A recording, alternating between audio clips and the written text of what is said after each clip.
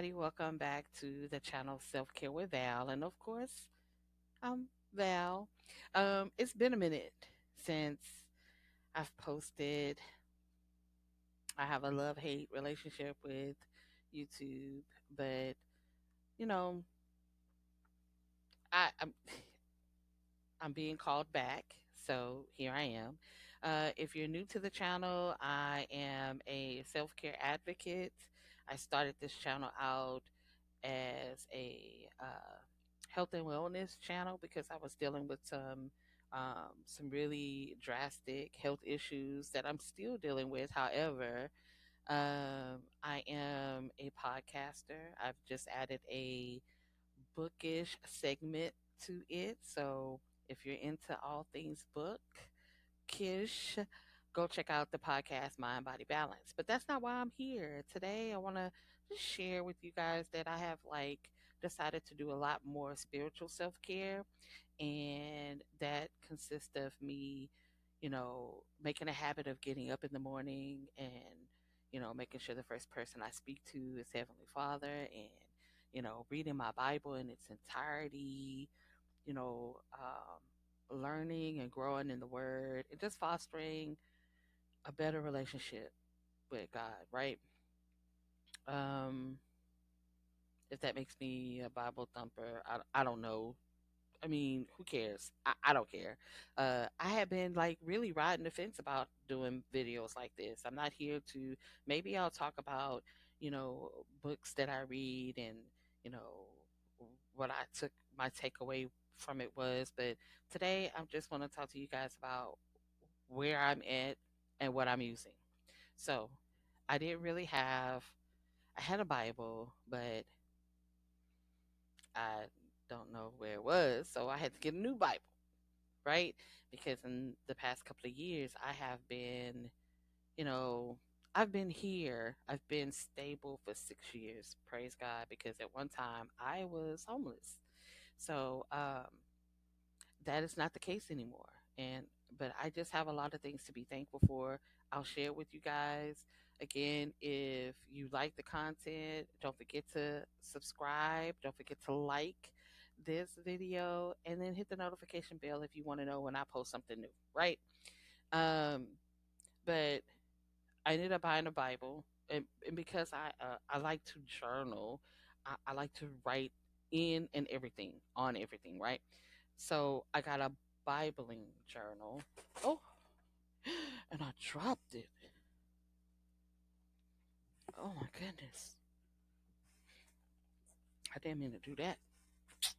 Um, but it is a King James version, but it's a Bibling journal. These are the tabs. These tabs are by Mr. Penn. I also use Mr. Pen markers, not markers, highlighters, because they don't bleed through the paper in my Bible. But I like these. They were aesthetically pleasing to the eye, big, because your girl is in her big age. And if you can see, she's wearing the trifocals, yes. Um, but here's an example.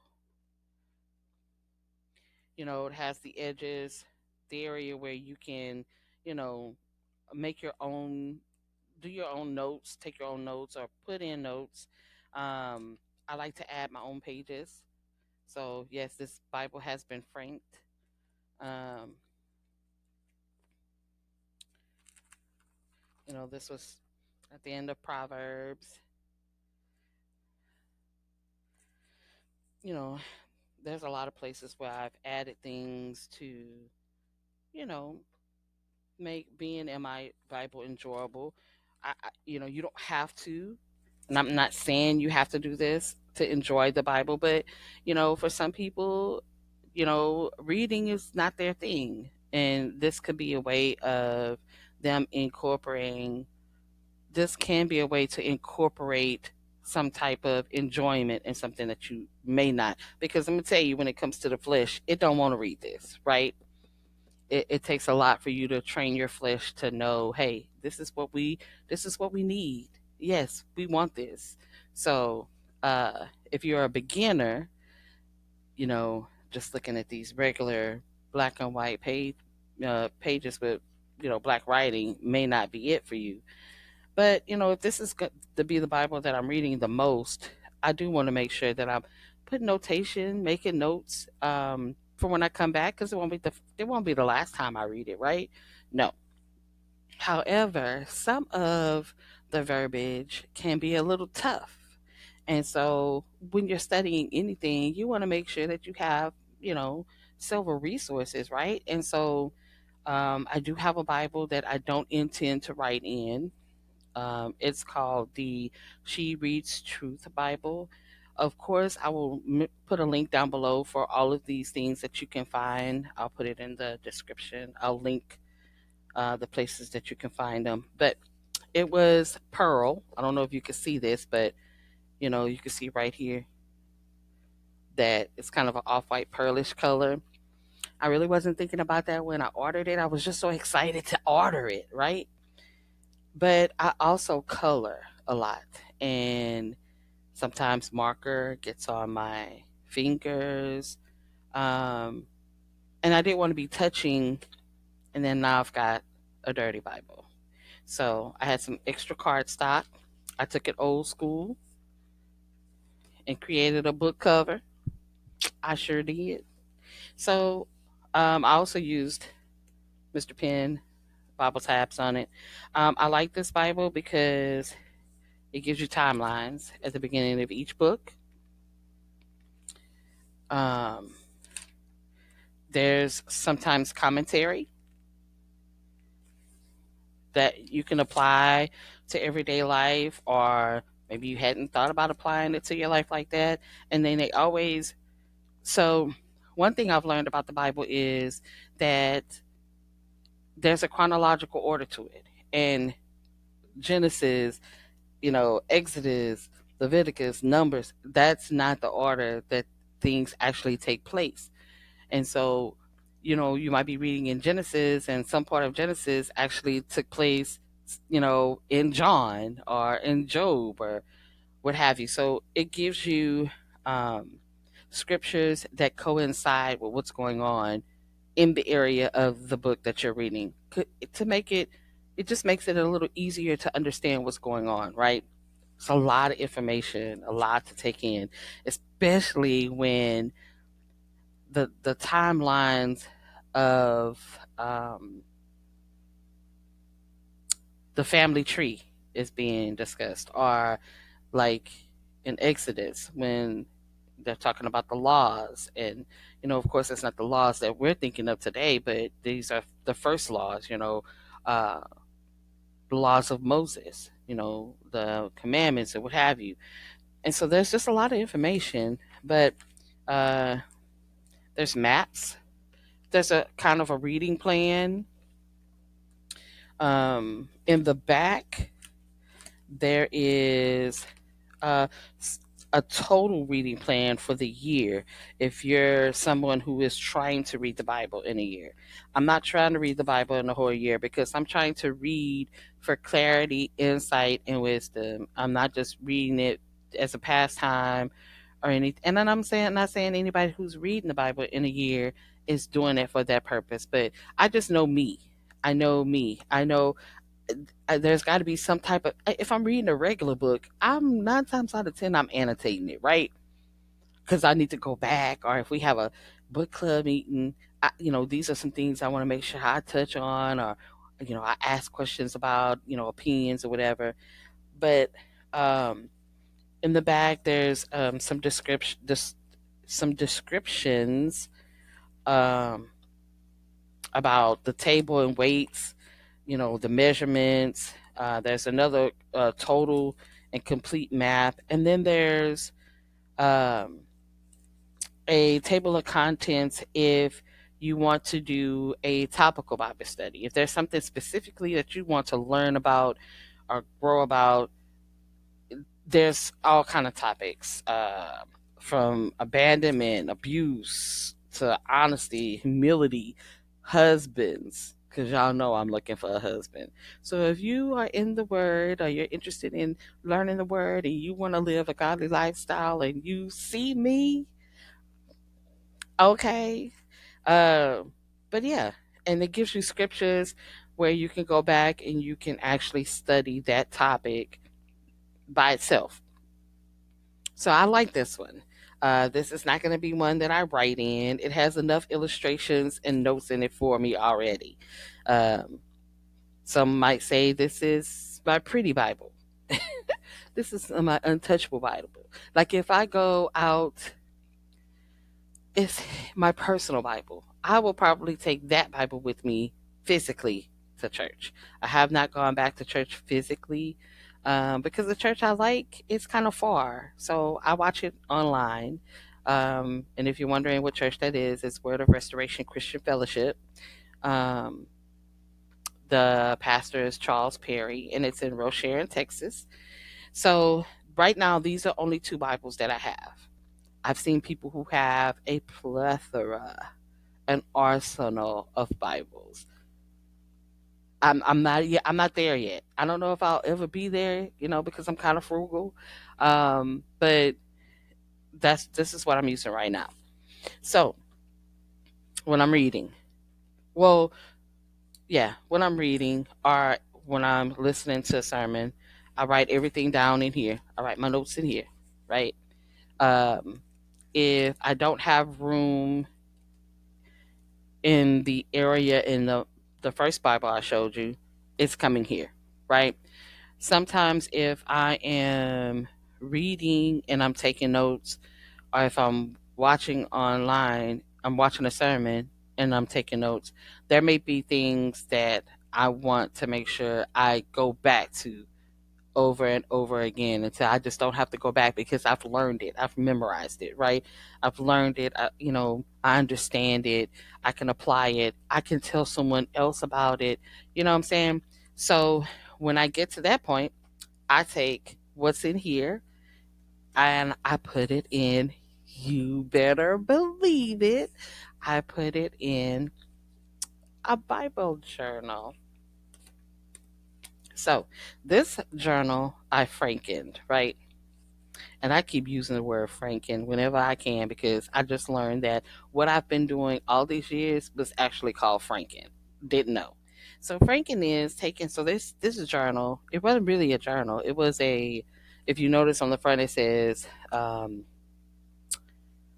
feelings and accomplishments. Right. So it's more like a. It was more like a planner for setting goals and trying to accomplish them. Right. Well, I took and I made them what I wanted them to be. And these are notes that I've taken that I think I want to keep before me. As I scroll through or I look back, because I do that. In any journal I write in, matter of fact, I just finished a journal, went to put it up, grabbed another journal that I had already finished, and scrolled through it just to see, accomplishments, where I stand mentally, physically, what accomplishments, how strong I was when I experienced something. And so, I will most likely do the same thing with this one. But I like to write them down in here and decorate the pages because I'm just a crafty girl like that, right? Uh I also have a prayer journal. So that was my Bible ling Bible study journal. This is my prayer journal. This is where I go write, all the prayers that I've taken. It may be a certain scripture or Bible verses that have resonated with me that I've decided to turn into um, a prayer, short prayer, quick prayer, long prayer. Um, there's a technique that I use to Bible study, and one of the things is to once you've, you know, written down how you can apply the scripture to your life, try writing a prayer, as well. So I have prayers for when I wake up in the morning because that is one thing I am definitely trying to make sure that I develop a habit of. Every day I spend some time in my Bible or daily devotional or what have you. But one thing that I have just not been able to get my flesh to do is get up early in the morning and spend time in prayer. You know, um, my day starts at 8 o'clock. So what I've done is I've decided to get up an hour early. And it's been hard. Let me tell you why it's been hard. Another reason why it's been hard. So I have what's called acute obstructive sleep apnea. And I have to sleep with a BiPAP machine. But my deep sleep and my REM sleep doesn't take place until, don't ask me why. I'm not sure if anybody else experienced this, but at 4 o'clock in the morning to 7 o'clock in the morning is my REM deep sleep. I do not have it. Maybe when I first lay down, because I'm on gabapentin, it kicks in, bam. Maybe the first 15 minutes to an hour is some deep sleep, but it's not REM sleep. After that, I'm tossing and turning. I'm sleeping light or whatever. But 4 o'clock is on and popping. When snoring, drooling. Sometimes the mask be sideways. Sometimes I be breathing so hard it be making a noise. It's the good stuff, right? So 7 o'clock, I'll be like, I need 10 more minutes or something, but it's really hard. It has been really. Yesterday, I had some good sleep, quality sleep. So today, I got up and was ready. I got in my little prayer space, got cozy and comfy, and started my conversation with the Lord, and it was really, really nice. So hopefully I could do that again and just get to a point where I'm doing it on a daily basis. If I feel like I want to spend more than an hour, I can get up earlier. So that is my plan. But anyway, I have my morning prayers, and then I have prayers for health and wellness, for weight loss, for healing in my body, um, healing for other people in my family. If someone asks has a prayer request and I'm interceding for someone else, it is here. Um, I pray for my kids specifically. Like these prayers in the red are only for my children. Yes, they get a special place. These are for family members and friends, but these are for the boys. And then this one is for finances. And then I have one so far for my future husband. So I'm sorry, future husband. Right now I have one. I'm working on it. I'm working on it. I hope you feeling the one. I hope whenever I say the one, God is sprinkling that, hey, get ready for Valerie. I'm just saying. But anyway, um, so this is my prayer journal. I keep it close, well, in my section. Sometimes if I'm like having a really, really bad day, because I have type 2 diabetes, and if you're familiar with type 2 diabetes, it makes you like extremely fatigued sometimes. And I'll take it with me to bed. That way when I wake up in the morning, I could just stay in bed and I can pray from there. But for the most part, I have a little card that I keep everything on that's in my prayer section. Um, I use the Holy Bible app a lot. You know, um, if you can't do a physical Bible, if a physical Bible isn't you and you do better with things digitally, they have different versions of the Bible on there, different languages. There's study guides, there's daily devotionals, there's plans. I think in the past month,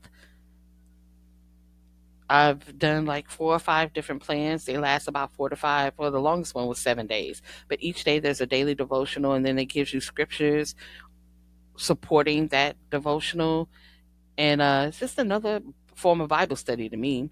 Um, right now, I think I'm just started one called Six Keys to Sexual Purity. And to be honest, I had never thought about that. I thought I was single, I was not dating, I was not having relations. However, other things were taking place, and it, I I'm not pure, and I need to get back there. Maybe that's what's hindering me from meeting my next future husband. So, I got conviction on it. And one of the ways I'm trying to, grow in that area is I'm taking that plan. Um, I also have this daily devotional. Actually was given to me by my sister. I don't know why she got rid of it, and maybe God just spoke to her about giving it to me. But it has a passage, a prayer, and it gives you a second section where you can reflect. So I've started using this one. And then one last thing I just purchased, and that's because I was reading Exodus, and when they start talking about the building the tabernacle and the specs and child, I had to give me some understanding. Yeah, I'm not saying this is the only one, but I am saying this is the one I use. I have started to use, and it has a little bit of everything, and it comes with pictures too for better understanding. So, one last thing, I want to mention this is called Prayers and Promises for Women. And it's almost not quite a daily devotional. You can make it a daily devotional, but it just has certain areas that you might be needing prayer for, a need to say prayer for a specific thing. There's a lot of subjects in here: strength, salvation, respect, humility, grace, and it comes with scriptures and a short prayer also. This one is very this book means a lot to me because it was given to me by my bonus mom, and she passed away this past July. But she was um, a beautiful gospel singer, and she knew the word. She knew the word, and she could teach the word really, really well. But this was a gift from her. I want to say maybe 4 years ago. It was the very first Christmas we had spent with her and my dad together, all as a family, all my sisters. And so she became very, very important to us. It's not very many people that can say that their stepmom was just like a regular mom to them. Matter of fact, her and my mom were best friends. So this is the last thing I use. So I hope that helps. If you're somebody that's just getting started in their walk, their faith journey, spiritual journey, I hope that helps. That gives you some. Again, link. I'll add some links below. I hope they help. Again, if you enjoyed what you saw or what you heard, if you want to see me again, you know, uh, start a relationship with me, then like, subscribe, hit the little notification bell, and I'll see you guys again next time. Okay, later. Bye.